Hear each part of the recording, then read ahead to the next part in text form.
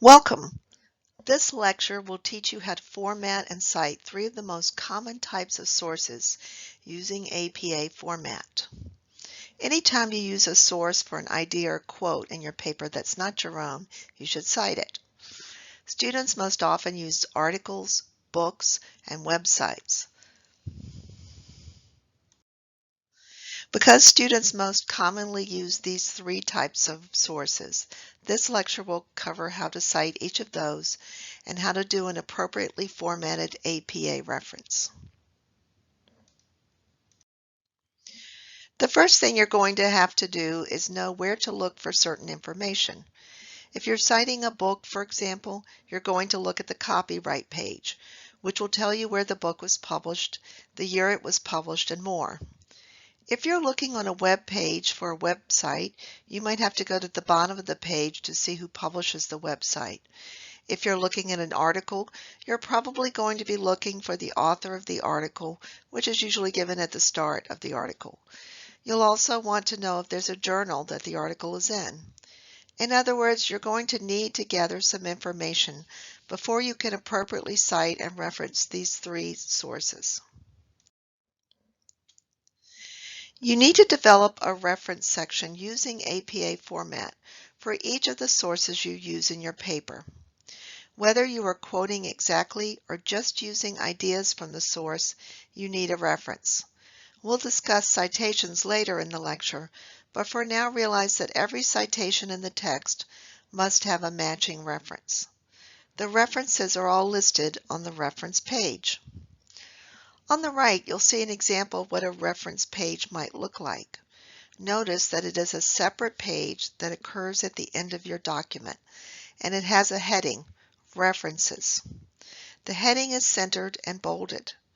You alphabetize all references by the first word of the reference. The references themselves are single-spaced, but double-spaced between each other. It is also fine to double space within the references, as you see here. The references display what's called a hanging indent, which is when every line after the first line is indented, but the first line is not indented. If you don't know how to do a hanging indent, try searching for the term on the internet. There are many instructional videos there. Let's talk about how to format a reference for an article. Let's say you're doing a paper and you find an article and decide you want to use the ideas in the article. Let's start with the simplest case, in which case there's one author. In each case in this lecture, I'm going to give you the format generally and then provide an example. So let's look at how to format an article with one author first. To do a reference, you provide the author's last name and the first initial.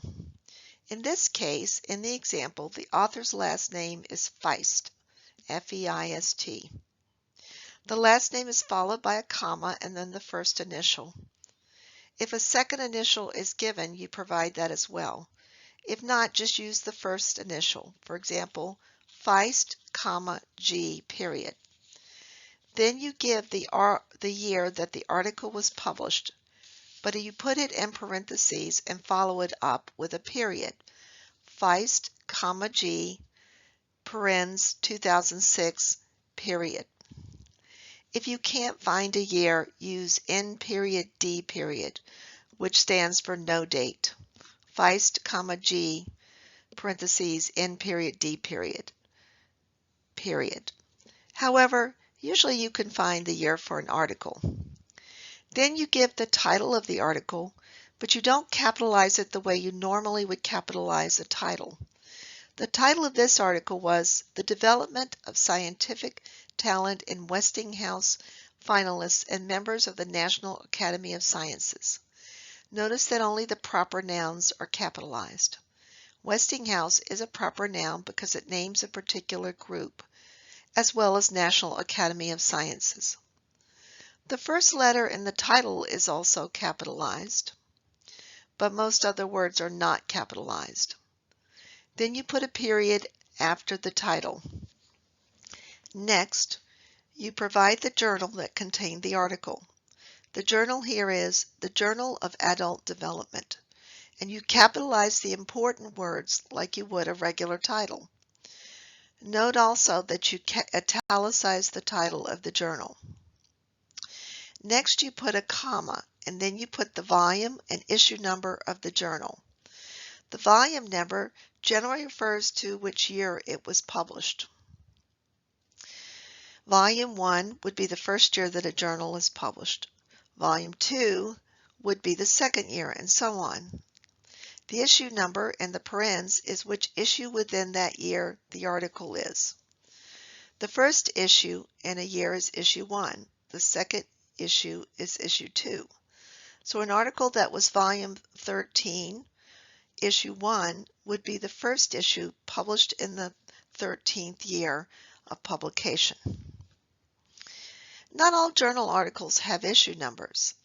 The reason for this is that some journals are paginated sequentially, or starting with the number 1 and continuing on for the entire volume, the entire year's worth of issues. Each issue picks up where the last issue finished. For example, if the first issue in a year starts with page 1 and runs through page 300, issue 2 would start with page 301. The page numbers only start over in the next volume or year. In this case, you don't need an issue number because the page numbers for all the issues in the volume are unique. If there is no issue number, you just cite the volume number. Next, put the page numbers of the article. Here, 23 to 25 refers to the page numbers that the article was on. Notice how you just present the page numbers, no need for the word page or PG period. If the article was written by 2 authors or more, references are done almost exactly the same way. Put the author's last name and then the first and second initial. Then you put a comma and an ampersand. That's the funny looking squiggle. It means and. Then you put the second author's name. Don't change the order of the author's names. Authors are awarded order based on how much effort they put in, so you don't want to alphabetize the names of authors within one reference. You just want to list the authors as they're given. So in this case, it would be Condry, J, period, comma, ampersand Condry, S, period, 1976. The title is Sex Differences, a Study in the Eye of the Beholder. Now I do want to point out one exception to capitalization. Remember how you don't capitalize most words in the title of an article? One exception to that rule besides proper nouns is if there's a colon. The first word after the colon is capitalized, which is why the word A is capitalized here after this colon. Child Development is the name of the journal. It is italicized and capitalized as we saw before. Then there's a comma and there's the volume number, 47, which means this journal is in its 47th year of publication. You can see there's no issue number here, which means that the journal is paginated sequentially. There's a comma and the page numbers follow 812 to 819.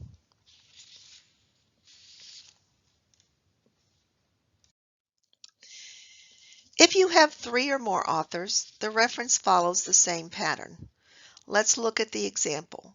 Martin, C period L period, Halverson, C period F period, ampersand Smith, D period F period are the 3 authors. Note the apostrophe before the last author's name.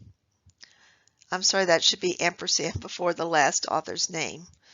Note also that the author's last names are not alphabetized, but they are presented in the order they are presented in the journal.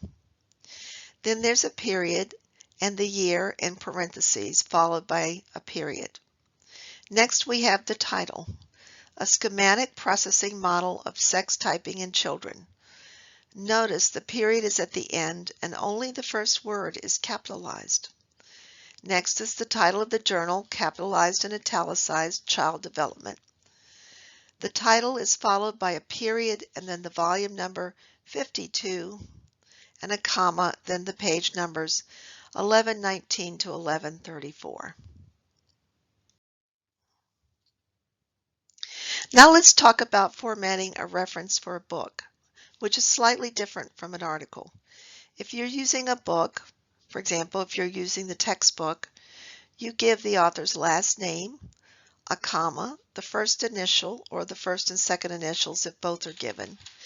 You'll notice so far that it's a lot like referencing an article. Then you give the year the book was published in parentheses. Again, all of this information is found in the copyright section at the beginning of the book. A period follows the year and you give the title of the book capitalized and italicized. Example, Educational Psychology, Theory and Practice, 13th ed. Notice the ed or ed period stands for edition and it is not capitalized.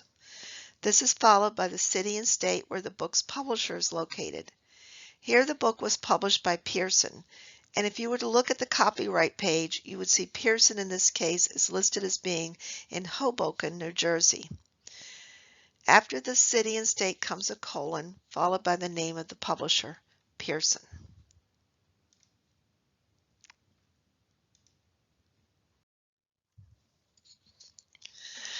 Formatting a website is generally straightforward.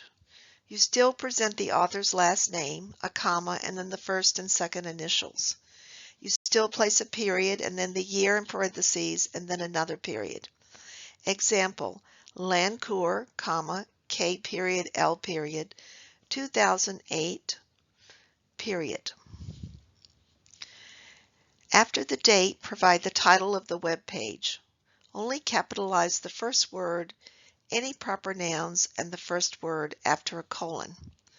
This pattern of capitalization is identical to the title of an article. Example, Science Process Skills for Life. Then provide the title of the overall website, capitalized and italicized, followed by a period. Example, Training Guide.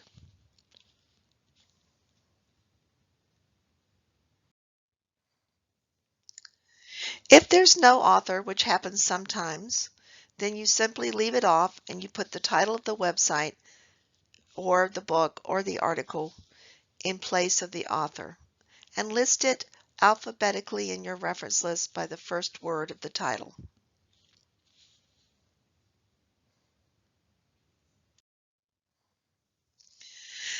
So far, this lecture has covered how to reference information, but what about citing information in the text? Citations occur in your text at specific places where you want to attribute an idea to a source. For example, perhaps you've written a few sentences talking about Dweck's mindset, and you need to attribute those ideas to Carol Dweck. So at that point in the text, you would put your citation in parentheses, and you would reference it at the end of the paper as we've discussed. If you have a citation, you need a matching reference. And if you have a reference, you should have one or more citations in the text connected to it. How do you cite? If you're citing an idea, cite the author's last names and the year of publication inside of parentheses. For example, suppose you've typed the sentence, reinforcers play a role in learning, an idea from your textbook. So you cite Slavin, 2018 inside the parentheses. Another example is sex differences are not cognitively based. Chandri and Chandri, 1978. Notice that the two authors' names are separated by an ampersand. This rule applies no matter how many authors there are. You always put a comma between each author and an ampersand before the last author.